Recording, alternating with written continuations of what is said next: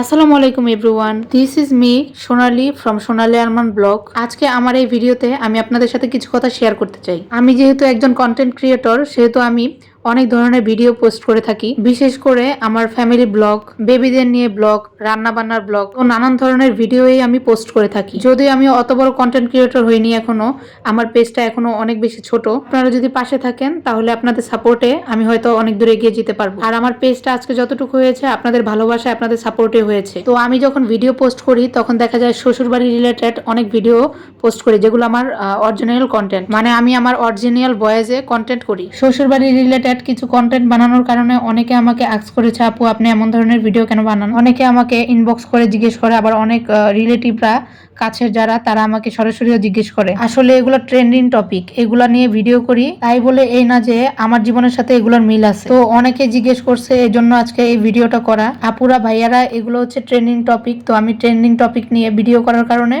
এই ধরনের ভিডিও করে থাকি। আমি যেহেতু ছোট্ট একটা কন্টেন্ট ক্রিয়েটর, তাই সবসময় ট্রেন্ডিং টপিক গুলো বেছে বেছে ভিডিও করার চেষ্টা করি। তো কিছুদিন আগে কয়েকটা ভাইয়াকে দেখলাম আমার কমেন্ট বক্সে এসে বলতেছে যে আপু আপনার ভিডিও আর কোনোদিন দেখবো না, আপনি এই ধরনের ভিডিও করেন, মানে শ্বশুরবাড়ি নিয়ে ভিডিও করি, এটা তাদের পছন্দ না। অনেকেই বলতেছে যে আপু আপনি এই ধরনের ভিডিও করেন, আপনার ভিডিও আর দেখবো না, আপনাকে আনফলো করে দিলাম। সবার কথা কিন্তু আমি বলতেছি না। আমার পেজের বেশিরভাগ ফলোয়ার আমাকে অনেক বেশি সাপোর্ট করে, ভালোবাসে, অনেক সুন্দর সুন্দর কমেন্ট করে। ধরতে গেলে আমার কোনো হেটার্স নাই, আলহামদুলিল্লাহ। আমি কোনো খারাপ কমেন্ট এখনো পাইনি আমার পেজে। তো যারা আমাকে ভুল বুঝেন তাদের জন্য এই টপিক আজকের। আর আমি শ্বশুরবাড়ি রিলেটেড যেসব কথাগুলো বলি এগুলো কিন্তু একদম সত্যি কথা। আমাদের সমাজের মেয়েদের প্রায় 100টা মেয়ের মধ্যে মনে হয় 90টা মেয়েই শ্বশুরবাড়িতে কিন্তু অবহেলিত।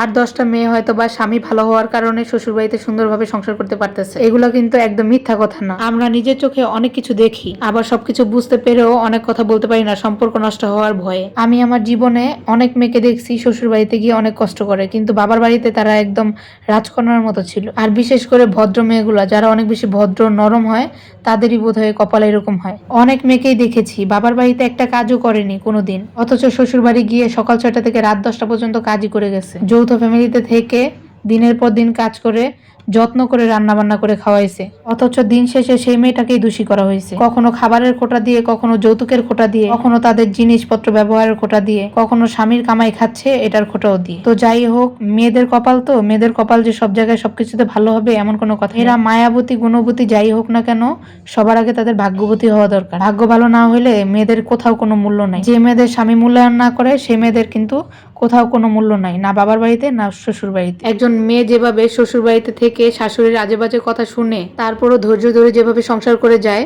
এটা কিন্তু কোনো পুরুষের দ্বারা সম্ভব হবে না। একজন পুরুষ যখন শ্বশুর বাড়ি থেকে অসম্মানিত হয় তখন কিন্তু নিজেও শ্বশুর বাড়িতে যাওয়া বন্ধ করে দেয়, বউকেও যেতে দেয় না। তো একটা মেয়ে হাজার অপমান সহ্য করেও আমির ফ্যামিলির লোকদের সাথে সম্পর্ক রেখে দেয়। তো আমার আজকের কথায় যদি কেউ কিছু মনে করেন তাহলে আমি দুঃখিত। ভিডিওটা ভালো লাগলে শেয়ার করে দিবেন। সবাই ভালো থাকবেন। আল্লাহ হাফেজ।